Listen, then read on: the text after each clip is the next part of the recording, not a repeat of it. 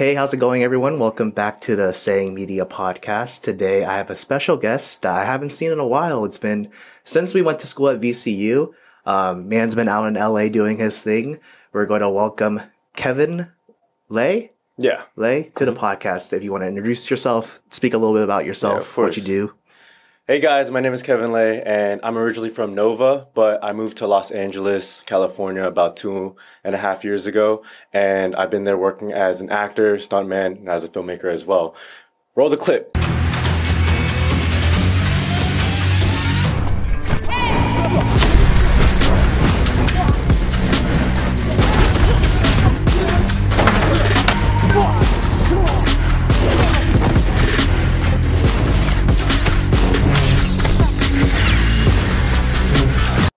Okay, clip's done. All right, yeah.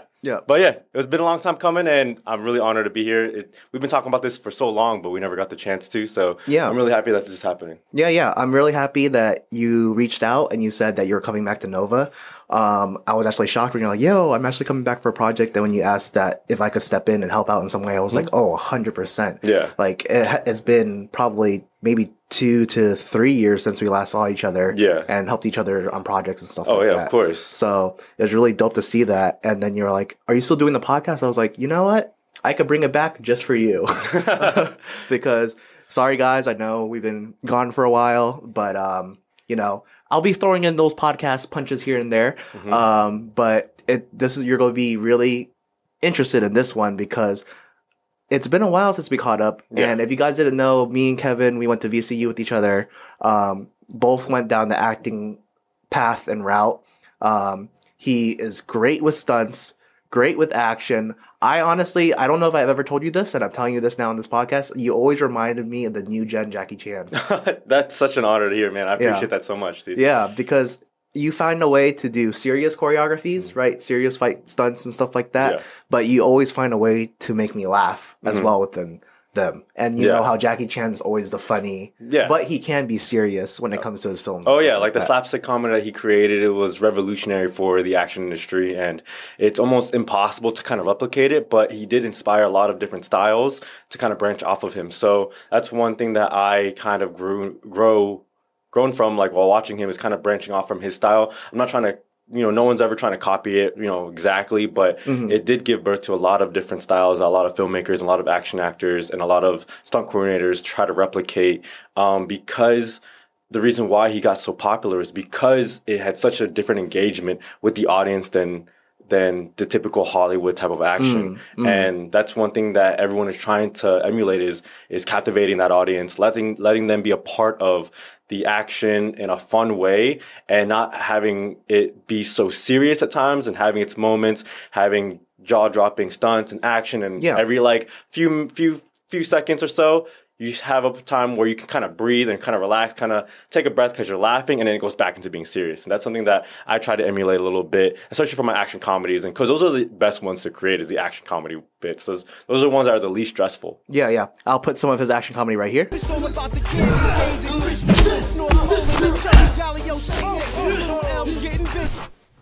Merry Christmas.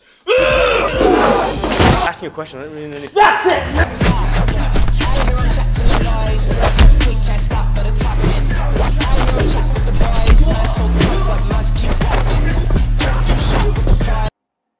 And we're back. I hope you enjoyed it, because those are very painful to make, but a lot of fun. Yeah. And it's always inspiring to see how you elevate yourself. I remember seeing like your first, doing the dishes one, like the Roommate Chronicles too. Yeah. Advancing to your Christmas one. And then like seeing that you're always learning along the way is very inspiring. So I got to ask you, Kevin, did you always know that you wanted to get into action, into film and stuff like that? Or was it kind of like a passion that you found along the way? Oh man, this is a pretty extensive question for this. So I've always known I've always wanted to be in film. I've always wanted to work in film ever since I was a kid. I was always that one kid that was just watching movies longer than most people should, rewatching movies more than people should. I've probably seen like Jackie Chan's Drunken Master about literally 25 times within like maybe 1 year. To a point to where like my cousins would come over. I'd be like, you guys want to watch Jackie Chan Drunken Master 2? And they're like, oh my God. And I just play it anyways. Yeah. That was my most replayed movie I've watched as a kid. So growing up, kids were like outdoors, kids were doing this and that, arts and crafts and everything. And I, did what I could to maintain my diverse, just be a kid, kind of like letting myself experiment with other things. But I've always gravitated back towards film. And it's funny that my mom, recognized that. So she would clear out the whole living room because every time I watch films and action films especially, I would be replicating those moves in my living room. Yeah. So there's been a few times where like I got hurt. Like there was a few times where like I was doing some moves in the living room and I would do like a couple jumps off of the couch and I would hit the table and she's like, all right, we got to move this table. And I would jump from couch to couch doing a move and like, all right, we got to separate the couches because he's jumping to them too much. And so it's something that I've always had in my history, and I've strayed away from it a little bit, but I can always find myself coming back to it naturally. So it's something that I learned to be more comfortable with. I've never really been comfortable with how much I would get so engaged into that type of realm. And I tried to, practice other things just to make sure that everyone knows that like I'm not just set in this one type of genre subject. I'm trying other things, but so you can't blame me for coming back to this if I try other things. So as a kid, I've always known that I had such a love for film, such a love for action, such a love for acting in general. And ever since I was a kid, I've always wanted to have that type of dream in the back of my head. And then, with Asian parents, you kind of get instilled in like, oh, that's not realistic. So so the chronological order of what I wanted to be growing up, that question that we always got as a kid. The first one was always, I wanted to be the next Jackie Chan, Bruce Lee, Jet Li. I always wanted to be the next star. And then it went to, I wanted to be an architect. Then it went back to being a movie star. Then it went back to, it went to being a lawyer, then I went back to being a movie star.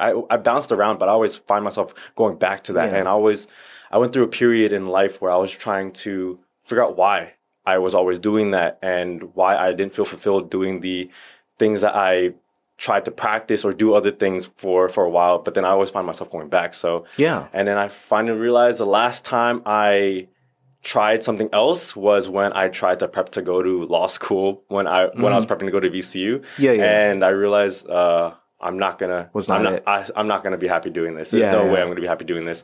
And in the back of my head, I've always had more ideas and projects in mind that I wanted to do rather than like, oh, what am I gonna do with this law degree? So I decided to change my mind midway through, and and so like going off of that a little bit, it was quite the revelation. I was in my criminal justice class in Nova, and after a whole year of prepping for going to law school, I was in my class and I realized that these walls felt like empty to me. Like everything inside this room felt empty to me. Everyone around me felt empty to me. So I literally mid-lecture, I got up and I left and I changed my major and changed that whole decision that day. So it was a big revelation for me. And so to answer your question, I've always gone back to it, though I've been distracted sometimes because outside influences, but I've always found myself going back. That's very I feel like a lot of people can relate to that, and it's very personal because I completely agree with your story. For some reason, it's like, if something keeps on pulling you back, right? If you keep on like, why do I keep on coming back to this? It got to mean that you're really interested in that, right? And I don't think it's your fault for being sidetracked, right? Because, everything happens for a reason. I believe the reason that you had to jump on all those other things, right? The social construct, the Asian household, right? You got to be. I was actually surprised you said architect. I thought you were going to say doctor. Lawyer, I was like, okay, I got it. And then now the new thing is Asian parents are always saying IT, get into IT, right? And it's like what you said. Why are you dreaming so big? That's what my grandma says to me whenever, like I say, I'm shooting another video. It's like, you're dreaming too big. Like, just stay consistent. Stable job. Blah blah blah blah. But it's like, no, you want to always bounce back into what your passion is, and you have to try these new things, right? Like you went through like criminal justice classes and stuff like that. I'm pretty sure you've done the business classes. And it's like you kind of have to try these things to know you don't want to do them, right? And that's like a lesson for all of you guys out there. Always go out and try things because you never know what you're going to like and what you're going to actually hate until you do it. Other than that, is just you thinking about it. No one ever in this world ever really knows deep down up until you start failing at other things. That's when you just start to discover, and that's when you start to realize that you know. Yes. After you experience all these different experiences, nothing is ever straightforward or cut and dry. You're going to have to go through these obstacles, to go through these different paths. And if you find yourself going back to that original path, then it gives you more of an answer and it gives you more of that sure feeling of what you want to keep going towards. Yeah. And to add on to this, I wanted to ask you, when did you quote unquote, right, start taking this more seriously, right? When did you quote unquote, like, I'm going to go try this. I'm gonna take that step forward. I'm going to, decide to make my own films by grabbing my own camera. Okay, I found out that I don't really like being behind the camera. Let me just meet these teams or find this videographer, find this DP that's going to help me get this project come to life. Yeah, so I mean, I've always had the idea of taking that first step ever since I was in high school. It's just that I didn't have the means or the environment around me to take that first step. And it wasn't until I got into college. So like I said, I was going to Northern Virginia Community College for a while, trying to figure out what I was going through, what I was going to do. I was going through a lot of mental dilemmas, trying to figure out who I was. Like, who is Kevin? Who does he want to be? What does he want to go through? What does he want to experience? Because at that time I was thinking about, like, it's kind of funny. I was thinking about like a whole multiverse theory. That there's a bunch of different Kevins in a bunch of different universes. Am I one of the Kevins that is not living to his fullest potential? Yeah. Is there another Kevin out there that's better than me? Because fuck that guy. Yeah. I was like, I can be that guy there. I can be that guy right now. I'm going to beat his ass. But yeah, so I was thinking, like, I want to take this first step, but I didn't have the means to. So I was really trying really hard to make that first step. It wasn't until I went into VCU is that when I totally took that first step to where I felt like I was comfortable taking that first step. I felt like I was more well equipped. When I was going to high school, when I was going to Nova Community College, I was prepping myself, training, learning the ins and outs, watching film documentaries, learning from the greats, learning from people that I would be able to talk to for a brief amount of time, getting as much information, kind of being a sponge, getting everything as much as I can to prepare me for this. And it wasn't until I went to VCU that I really took that first path. And I guess one thing that was a big turning point for me was before I went to VCU, I told my mom, I said, Mom, I changed my majors. Yeah. And so the whole first year of college was like erased. Like, I wasted money, I wasted time, but it's okay because that whole revelation made it kind of worth it. Yeah. But I told her, I was like, I want to pursue film. I want to pursue something that I've always wanted to pursue. And she wasn't surprised because she always knew in the back of her head, watching me grow up, she always knew. So when I told her that I want to move to California, her heart kind of dropped a little bit because, it's a little bit of a scary idea, but she made me a deal. She said, if you get me a degree in something else, you can go wherever the hell you want. And I said, okay, let's do it. And so then that's when I transferred to VCU and I pursued business marketing. I wanted to pursue a degree that could probably transfer a little bit towards my film career. And business marketing made the most sense to me because I excelled in public relations. I excelled in presentation. I excelled in working with groups and in front of people. And I think that in itself helped me become a filmmaker. That helped me become an actor while also getting a degree in something totally different. Yeah. So when I graduated, my mom was like, damn, he called my bluff. Now I have to let him go. Yeah. So I gave my mom the degree. And then that's when I planned my future for moving. Yeah. So I took that move and while I was in VCU, I was actually preparing for that move. And also I was trying to get my feet wet in the film industry. And as you saw, I was creating my first few short films, YouTube videos in VCU. Yes. So Roommate Chronicles 1, we're going to roll a slight clip of that and so you can see how bad it is, right?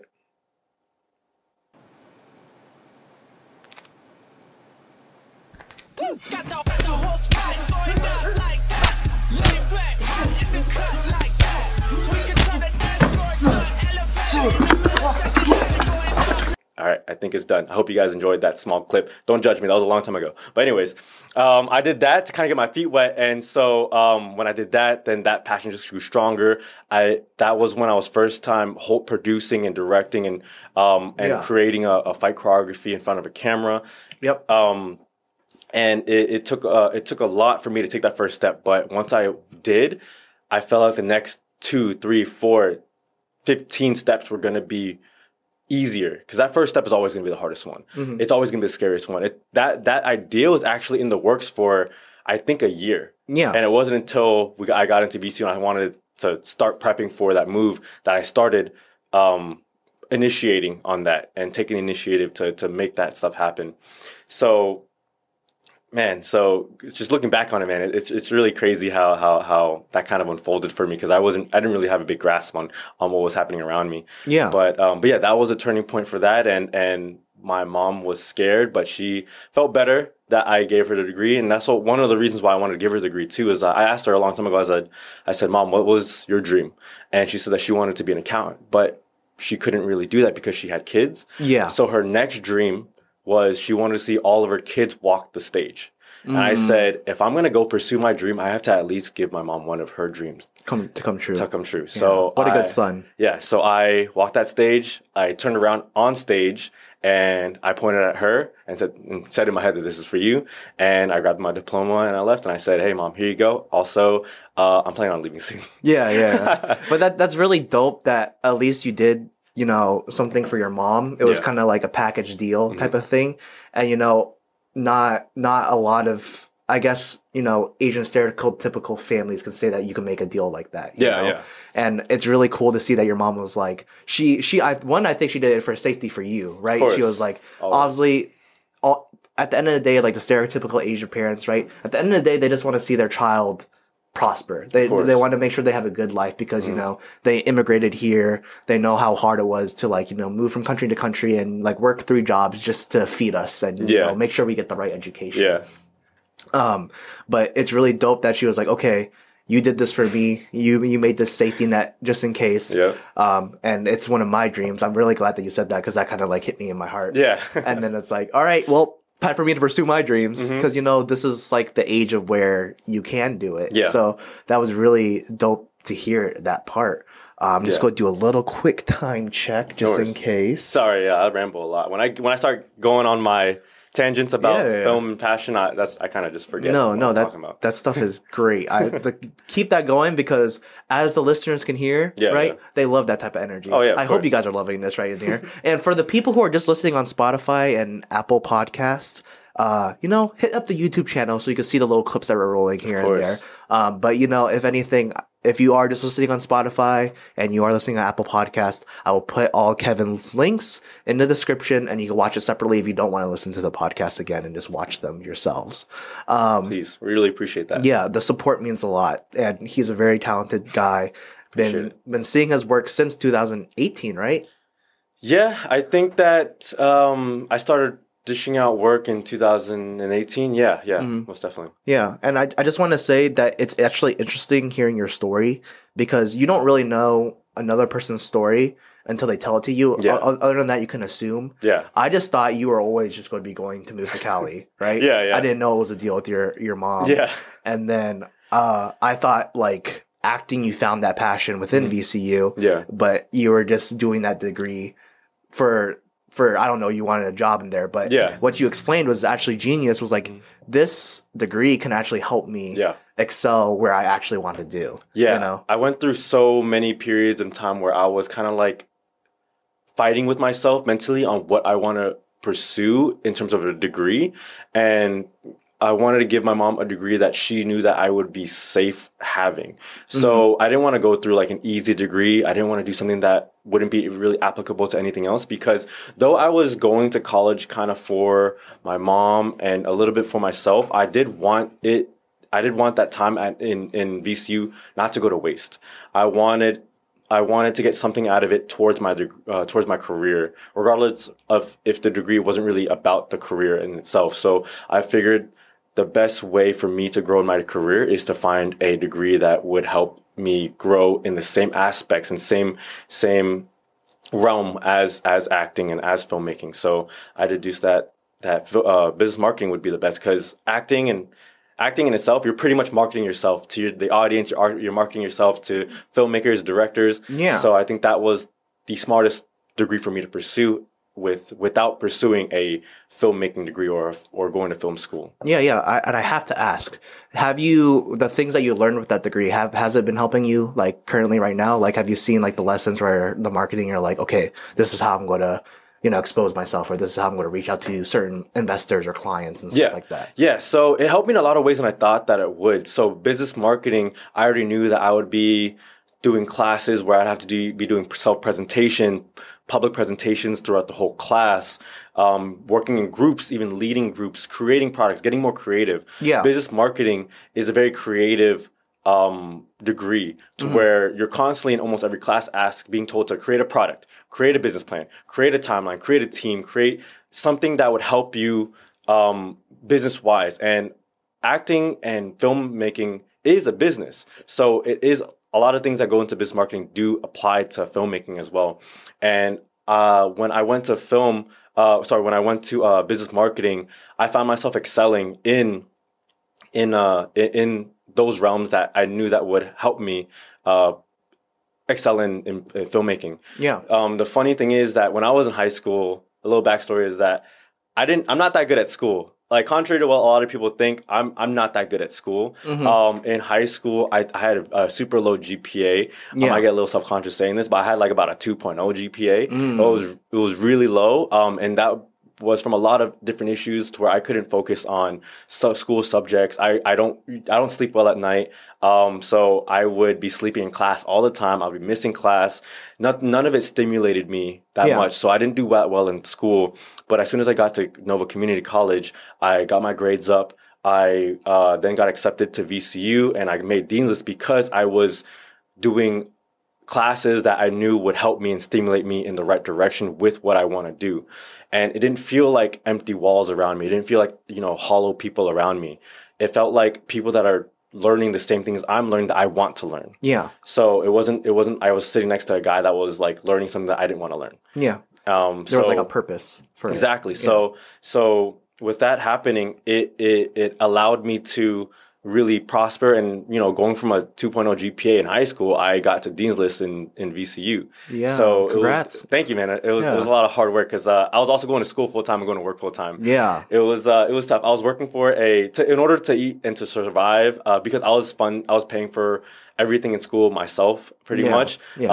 I had to work full time. That was necessary. I worked for a insurance firm as a marketing representative, and I worked there pretty much like 9 to 3. Then I would go to class from like 4 to 9, and I had a second job bouncing at a bar from like 9 to 2 a.m. Dang. So you had the extracurricular and I had activities. extracurriculars to where I was on Blank Canvas. Shout out to Blank Canvas, dance team with VCU, and I was also doing all my other side jobs like filmmaking.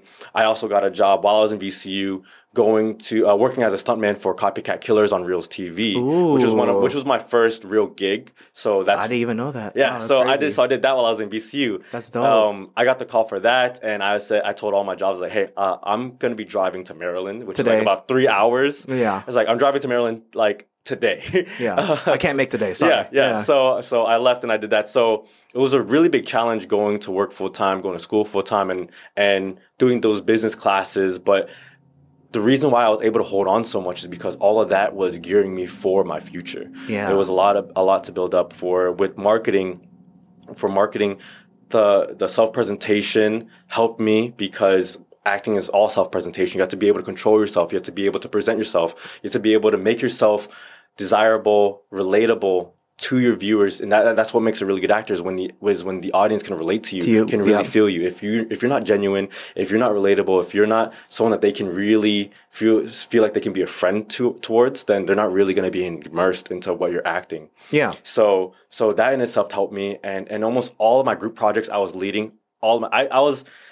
I was kind of the self-appointed leader, or the leader that everyone appointed me. I remember in one of my senior courses, we had to create a big Fortune company, and everyone was really scared to step up to leading it. And I said, "Hey, I'll be the CEO. So they appointed me as CEO of our imaginary company for our class. Oh yeah, I've heard those type of projects. Yeah, and we knocked out the park. There were some projects to where we had to present, and each group in my class had each member take turns in their group speaking about their product.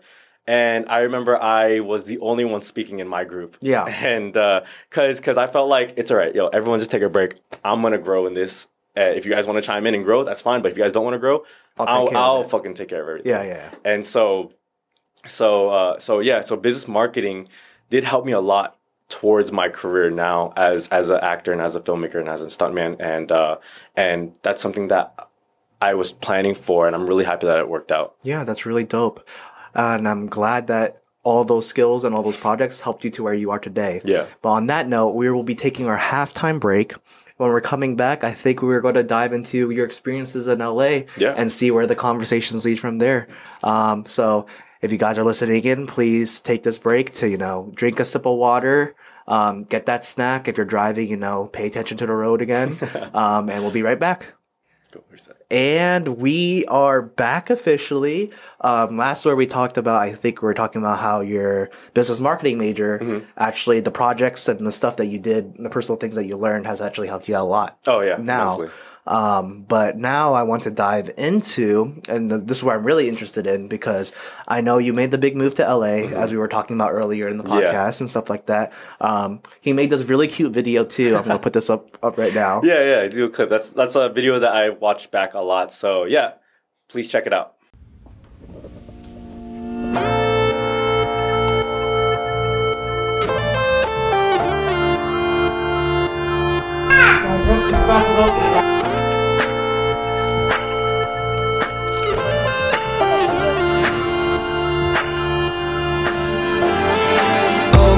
Been hustling and tonight is my appraisal, cause I'm a hooker selling songs and my pimp's a record label.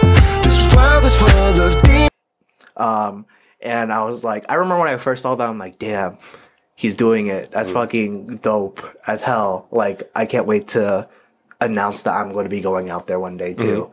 And I know it was very humble beginnings for you there too, right? Like, I think you moved in with either friends or family, just like on the floor.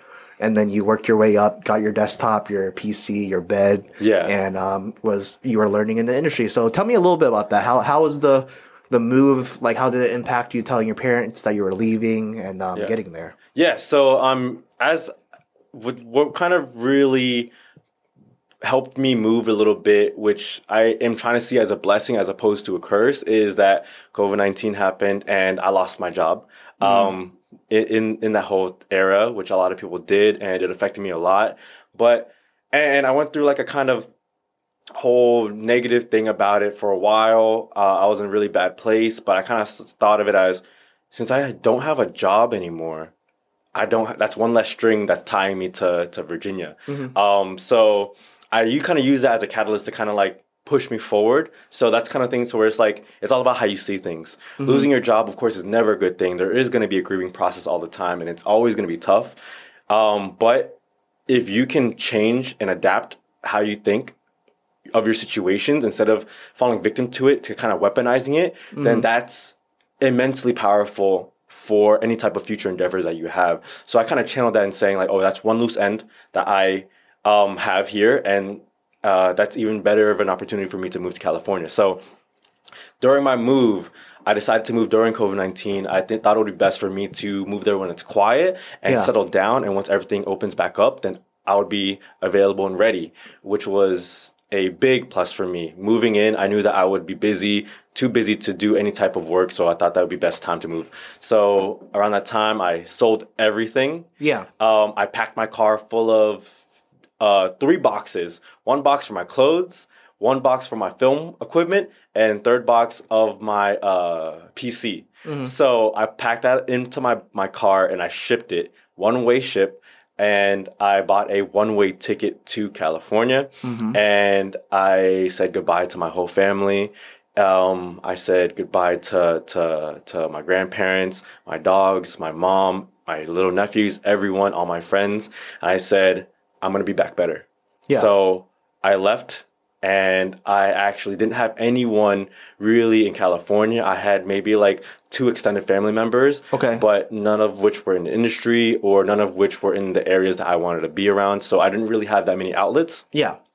But I did have a friend that allowed me to sleep on his floor for 2 months. So going to California, I had nothing besides what I had on my back. Yeah. And had a little like 5x5 section of the floor for all of my stuff. So I didn't even have a blanket when I first started out there. I slept with like a little towel. Yeah. That was my blanket. Towel just, comfy. Yeah. I just slept in a ball the whole time. Yeah. And so that started my process for my move. The beginning of me moving there. So when I moved there, I got settled in. The next day, as soon as I got there, I started working on my laptop. I started applying to jobs. I started throwing my business degree into every direction I could find. I applied for about 200 jobs while I was there. I toured about 20 apartments, and it was a really big struggle. And I was on my laptop for about 14 hours a day, just getting through everything, doing cover letters, applying for jobs. Yeah. Applying for apartments, and it was really hard. It was definitely one of the most draining and hardest things that I had to do. But fast forward about a month and a half later to 2 months later, I got a job with a startup company. Since no one wanted to take my business degree, I decided to dust off my personal training certification. Yeah. I've been a trainer and practicing with physical therapists for a little bit.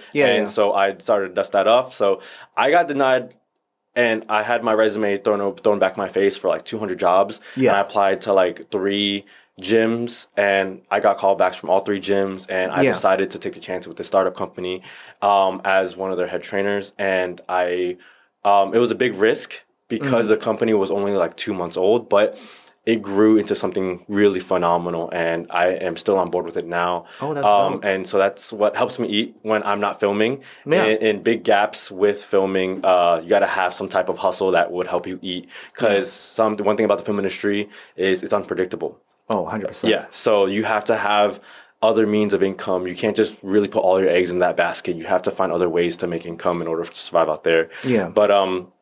But yeah, so I did that, and I got approved for an apartment, and I moved in there. So then started me creating that foundation so I can start growing in California. And then it was all about moving forward from there. Yeah, that's dope. That's dope. So, amazing story, by the way. Like, very inspirational. Thank you. Not a lot of people can say they can do it. And just for all you people out there, whether you're job hunting in Cali or any other state, right? You're going to apply to about 60 jobs a day, minimum, maybe. And you're going to hear back from like 3.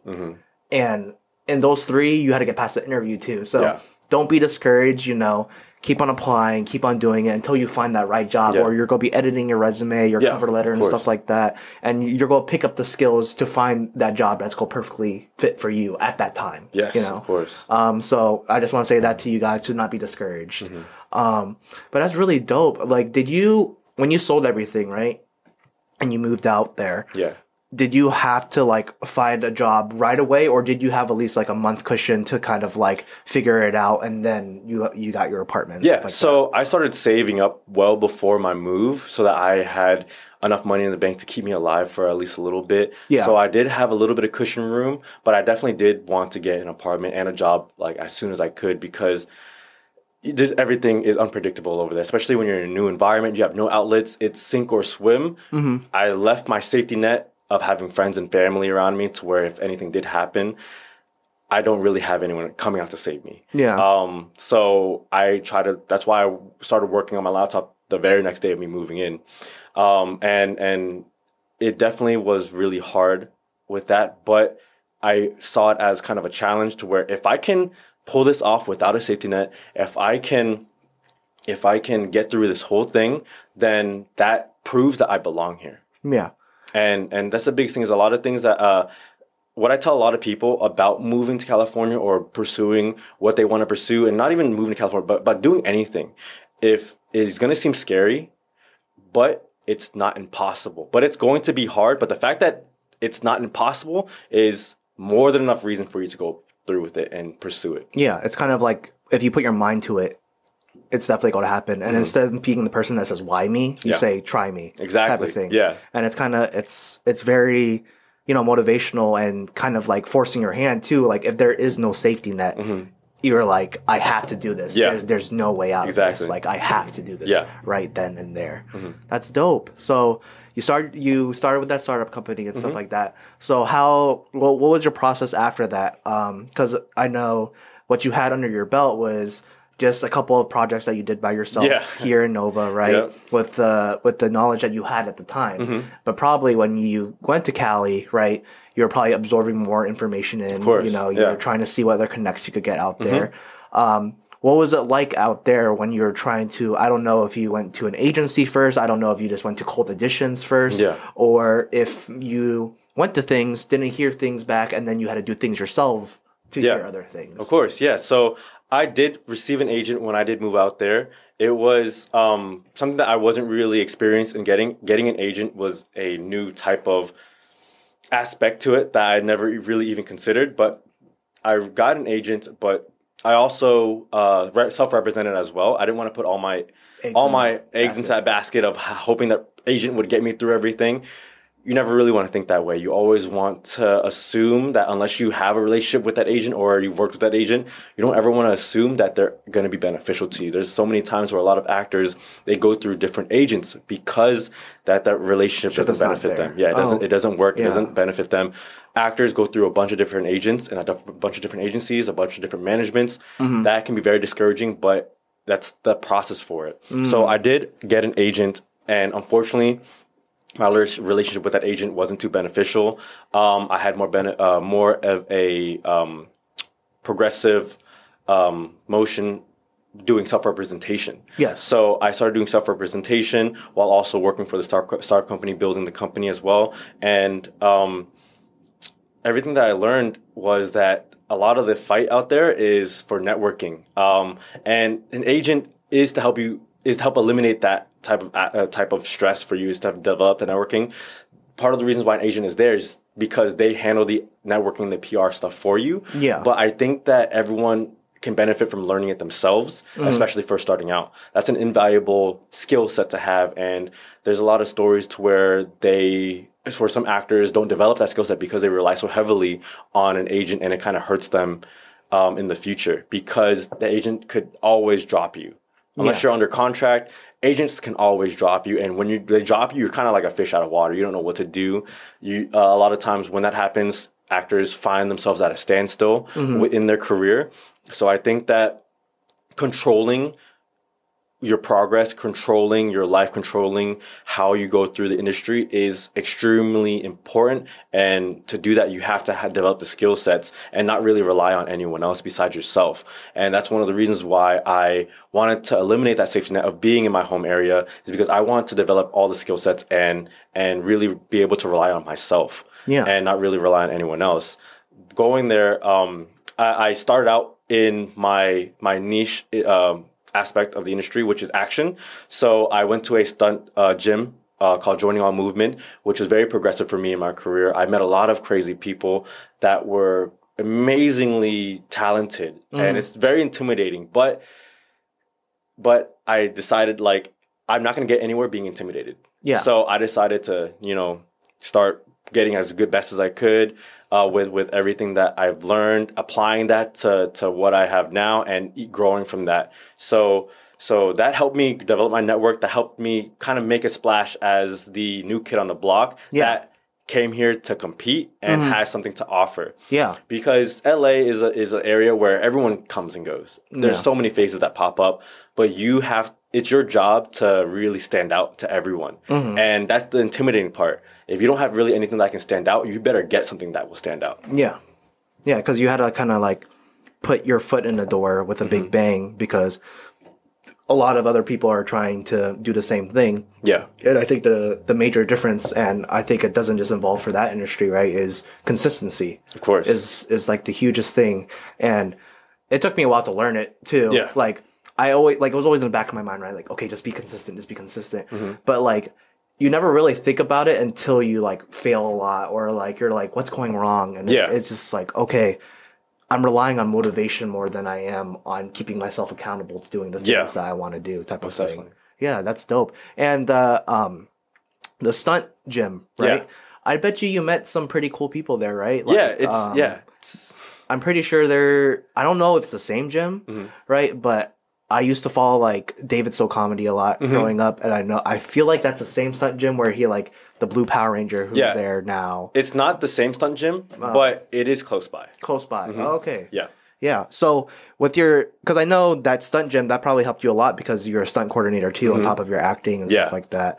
And I know you were trying to learn, do backflips here and stuff like that. But I feel like you excelled even further when you were moved out to LA. Yeah. So how was that process? Did you self-teach yourself, or did you find some friends in the area and you were like, oh, I want to learn how to do this flip? Yeah.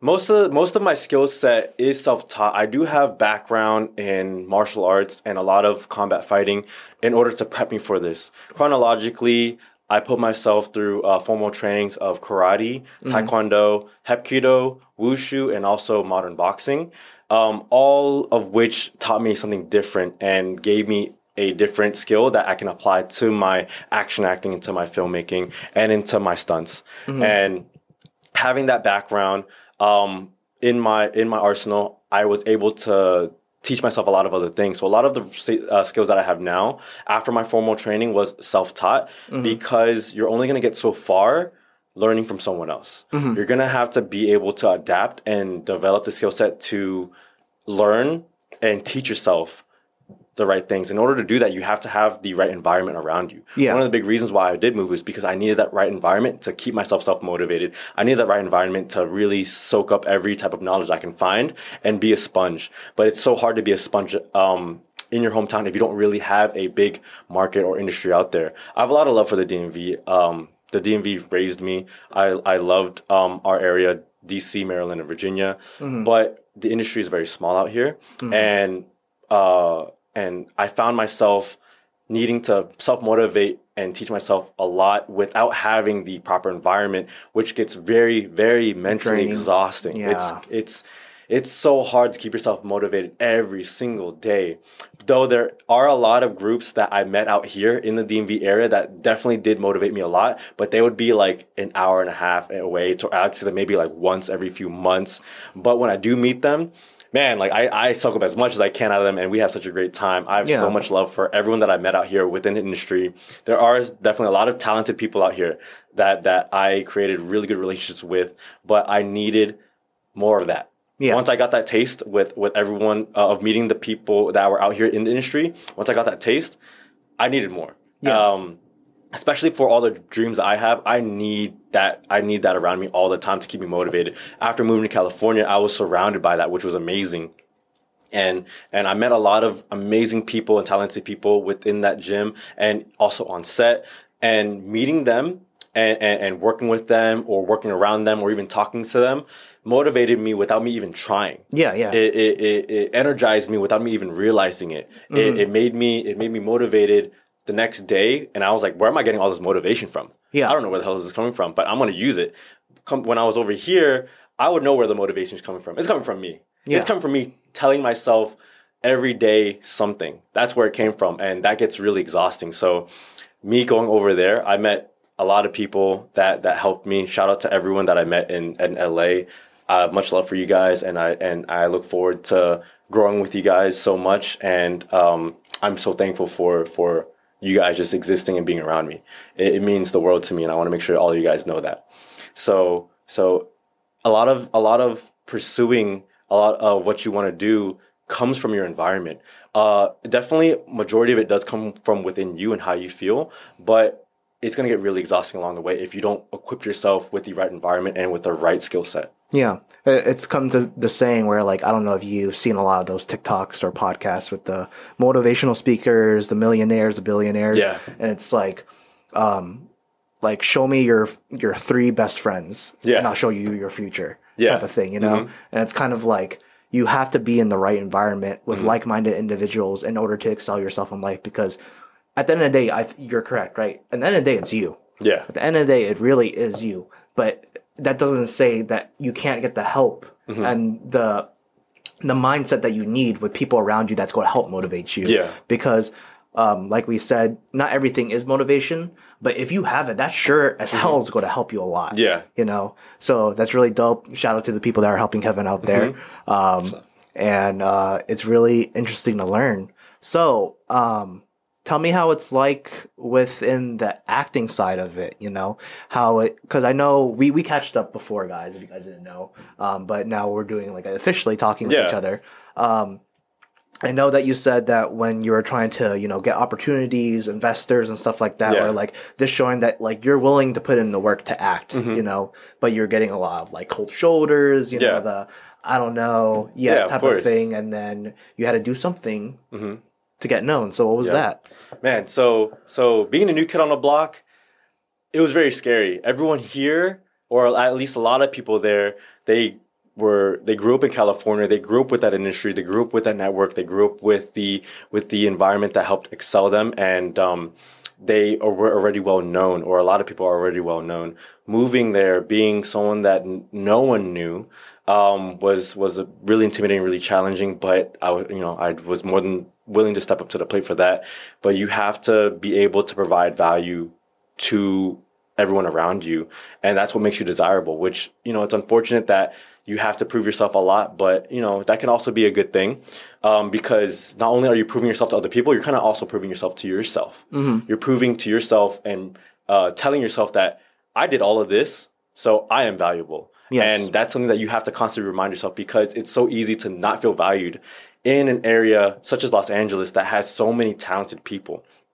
And yeah, when I first started out over there, of course, my positioning, I didn't know that many people, so I would have to like ask people that I've known for maybe a few days, a few weeks, to be a part of a project. And I did get a lot of people saying no. I did get a lot of people saying like, I think I'm gonna pass, because time is very valuable, and also your face is very valuable. And if your face is on a project that you're not really proud of, then that could hurt your chances in your career. And so you're gonna find a lot of people that are gonna be a little hesitant about working with you, especially if they don't think that you're gonna benefit their career. And so that's really easy to get discouraged in that kind of aspect, but it's a part of the process. So in order for me to really make that splash, I had to create my own films. I had to create my own projects with people that were willing to be a part of it. And those people that were willing to be a part of it when I didn't really have anything under my belt, those are the people that I want to take with me to the top. And so I created my own very first short film called Kings of Triad.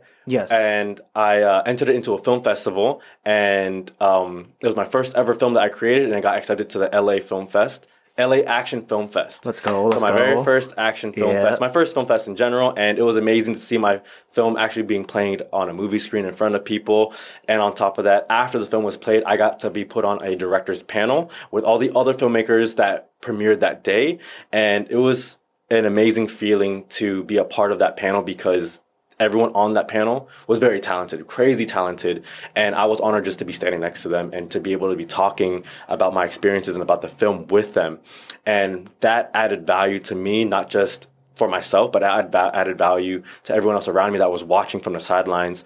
And yeah, we'll roll a clip for Kings of Triad for you guys, just so you guys can watch it.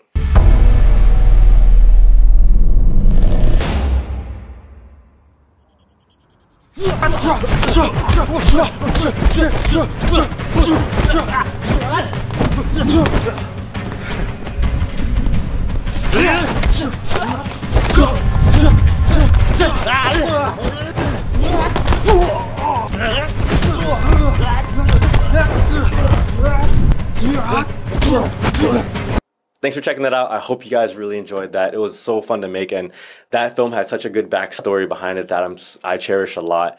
And yeah, so it's going to take a lot of work, and it's going to be really hard to really showcase your value to everyone around you. But if you can develop that skill that allows you to showcase yourself and develop and create that value for everyone, then that's something that's going to take you really far within the industry. Yeah, that was really dope to see, because I remember when you were making the movie, it was exciting to see the excitement coming from you. Yeah. one, right? You DM me, you're like, yo, Vinny, are you still like Yeah. into films? Are you still doing this type of stuff? Yeah. I'm like, yeah. I've been kind of slow, but I'm still like 100% doing it. And you're like, well, I got this big project that was going on. I'm like, oh shit. Yeah. Because I trust me, I'm always keeping an eye on you. Yeah, appreciate it, man. I'm Thank looking, you. I'm looking at all this stuff. And I remember watching it, I'm like, dang, you've learned a lot. You've grown a lot. You've made the right connections. Like, choreography was on point.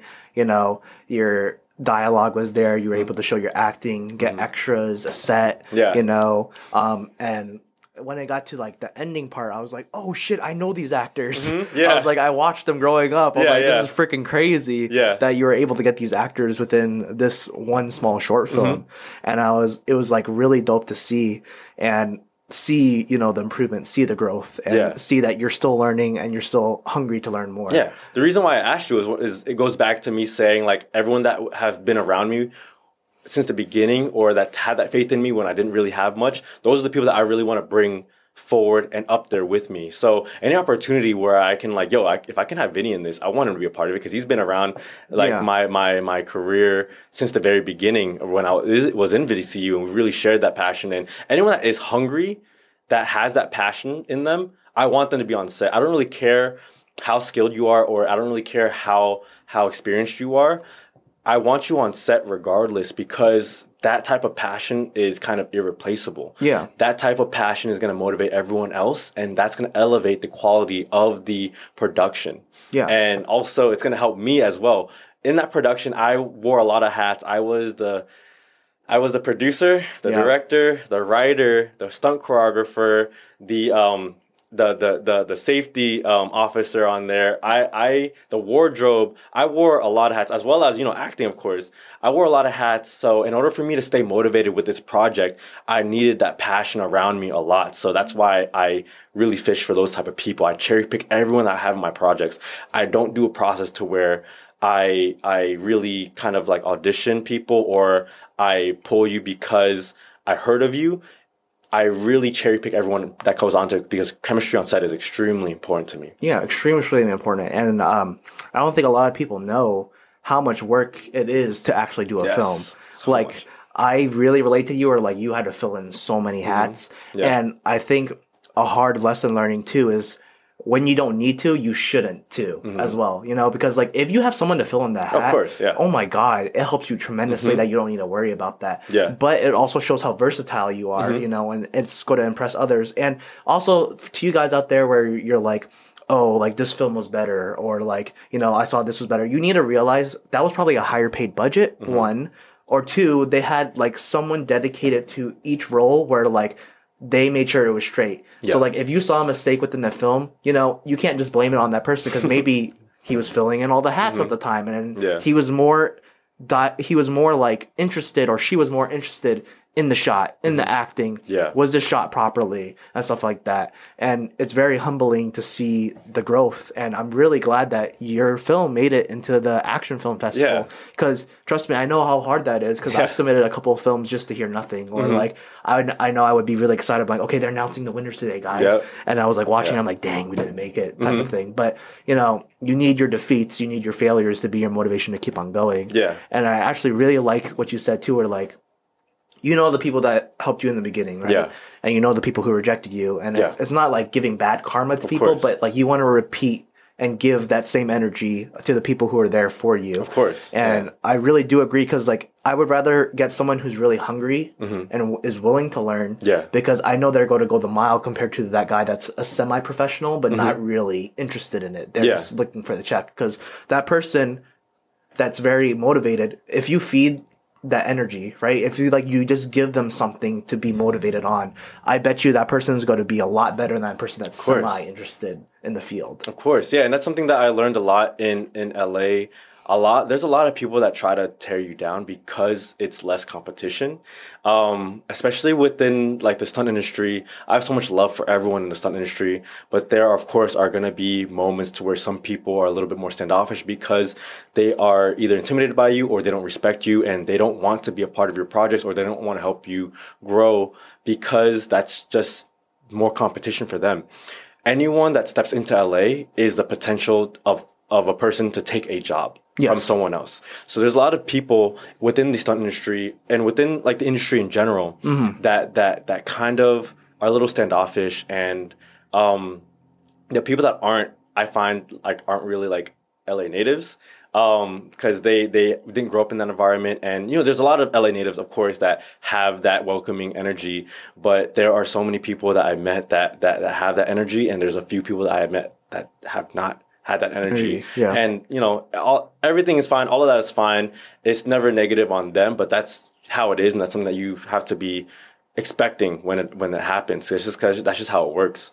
And yeah, so the people that have that energy that I'm looking for, the people that have that drive, that wants to work with people regardless of what it is, just because of the passion, those are the people that I want to travel to the top with. And it doesn't matter what you want to do, or it doesn't matter like where you're at. I want to help be that person to help grow you, because there's been few people that helped grow me that I am grateful for. So I'm just want to pass it on. Yeah, and it's really motivational too, because like I think a prime example is like Adam Sandler, right? He made his own production company, and he always makes sure it's those, I think up to six friends. I'm not 100% sure, but those couple of friends are always guaranteed in his movies. Yeah. And like he personally pays the production or pays them if he needs to, because he doesn't care about the profit. He doesn't care about that. He has this project in mind. He wants his friends that had been there since the beginning with him, because without them, he wouldn't have made it up there. You know?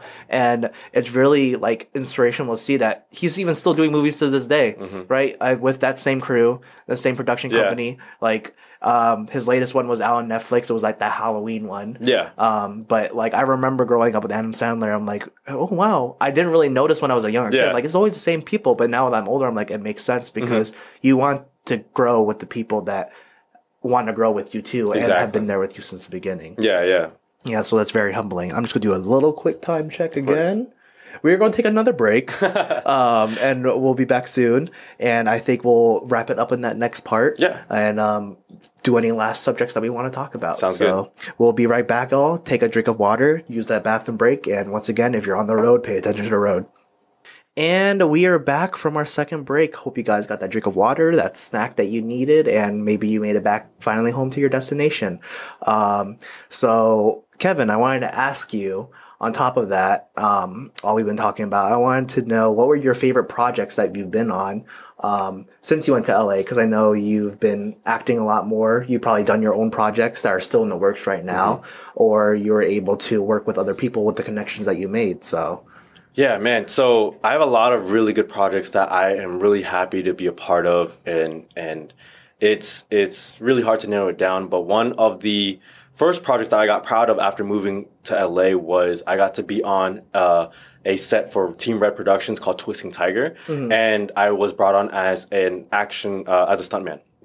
And the reason why that was so beneficial to me was because the director of that is a good friend of mine. His name is Joseph Lay, and he's actually from the DMV area. And dope. He actually moved to LA about a month or 2 months after I moved to LA to pursue. And that's one of his one of his first projects over there that was solely on his own. Yeah. And so he brought me on, and I love to support my brother, and I love to support my DMV family. So I got brought on, and I met a lot of phenomenal actors. So Joseph has a pretty good reputation with a lot of people in the stunt industry. So he brought on a lot of people that were really crazy talented, and the film was very progressive. It had a really good message. Action was amazing.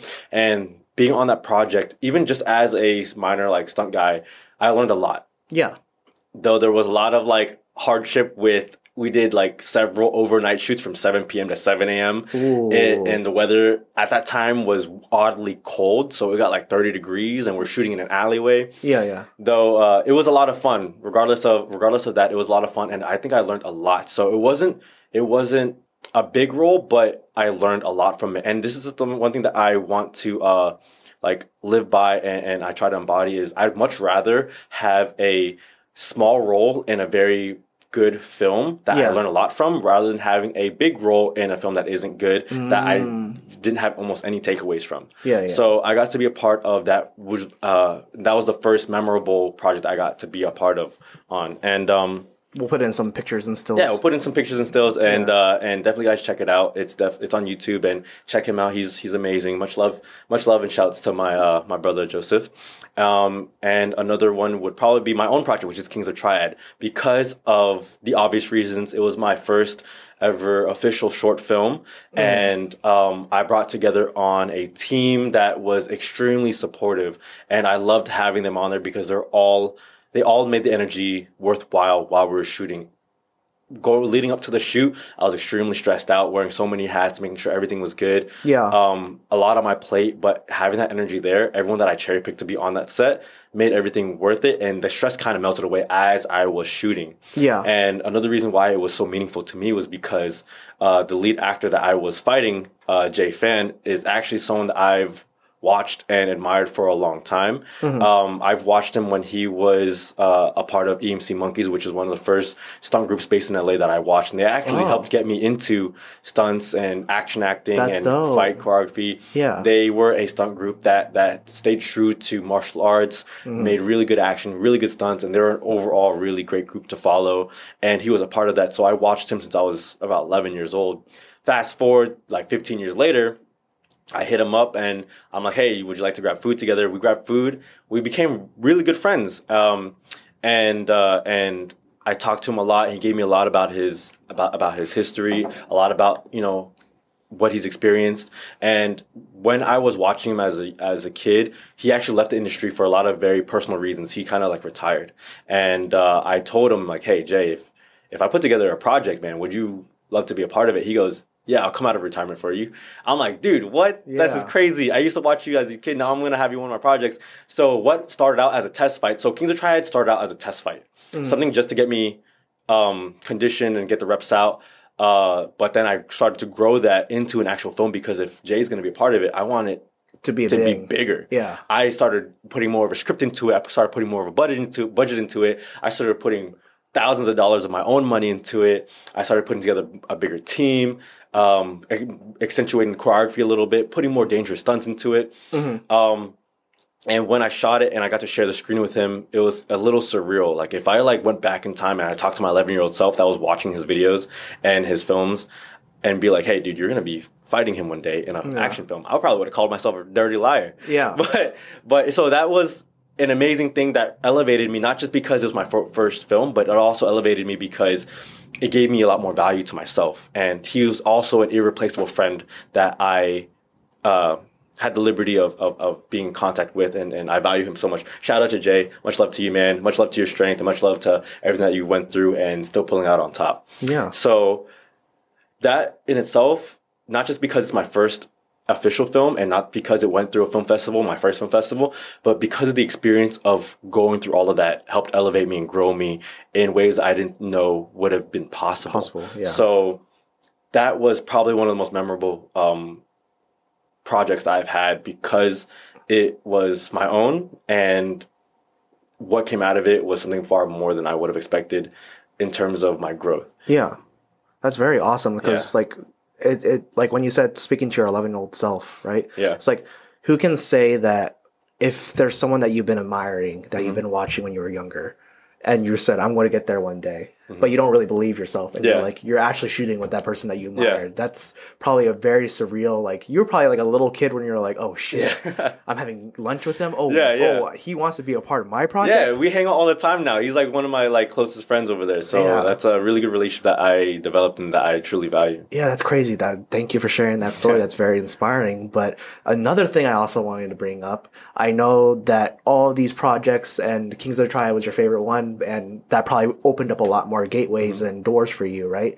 You recently got a really good project and a really cool project where I saw on your story you went behind the scenes into a made shift plane. Yes. Right? Yep. And you always see that in the movies, right? You're like, it's either because, not all of it's real, but when it is real, it's cool. But to actually see a set where you're in a plane, how was that experience? And what was that project that you were working on? Yeah, so that's one of my more recent projects now that it was a contracted promo, social media promo video for the Hollywood movie film. Sorry, let me reset that.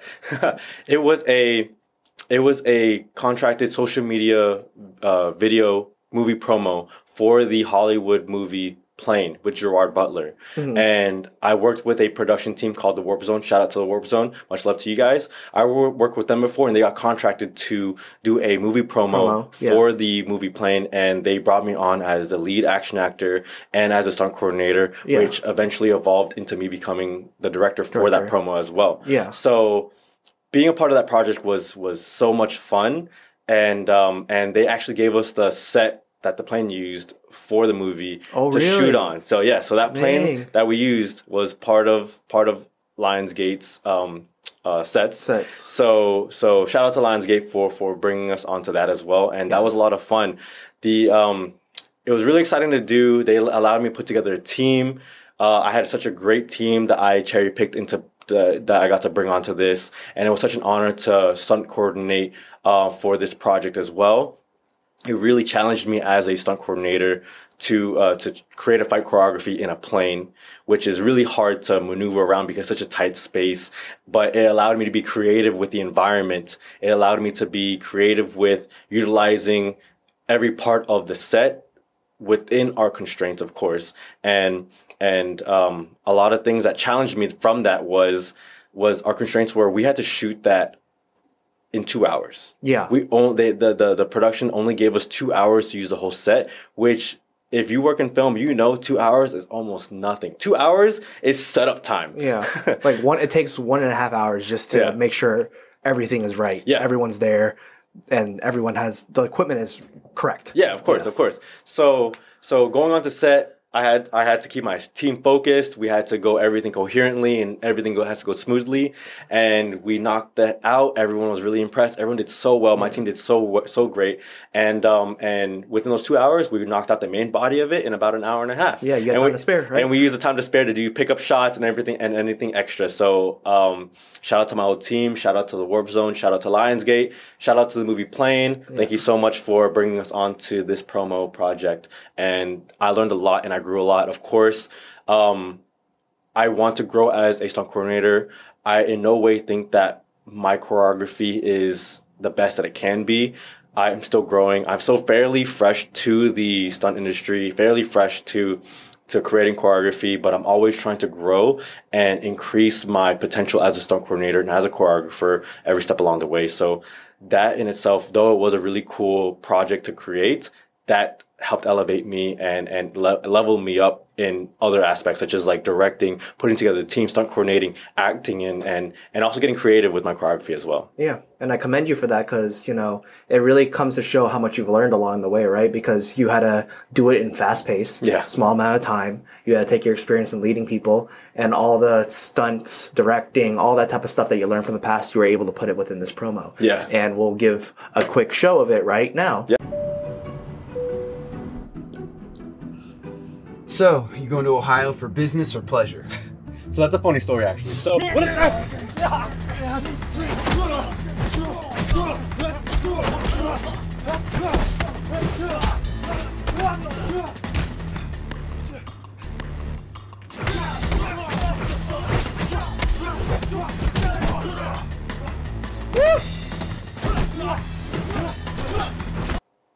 Hope you guys like that video and you check out the movie as well, because I had no idea that movie was going to be out until your promo came out too. So I kind of want to give the movie a C too, and it's really dope that that's the actual plane they used for the set. Not a lot of people say they can do that, and I'm really glad that you get what you deserve, right? And you've been working hard for it, so I'm glad that this came your way because your hard work, usually pays off. So very proud of you. Thank you so much, man. I appreciate that, and I cherish that time, and I'm gonna utilize that and not put it to waste. Yeah, that's really awesome.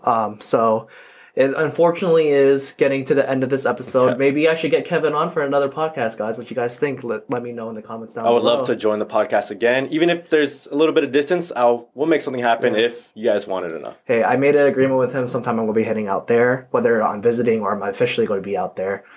I'll tell you this right now, recorded. Within probably 2 to 3 years, you'll probably see me.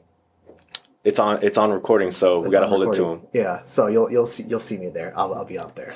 But I wanted to wrap this up and say, is there anything else, any advice, any last second topics, last second things that you would like to let the listeners know, whether it's trying to get into this industry as well, whether they want to be a DP, producer, actor, stuntman like you, or, you know, just in life in general, because I feel like a lot of the stuff you learn from a production side can be shown in real life as well. Yeah.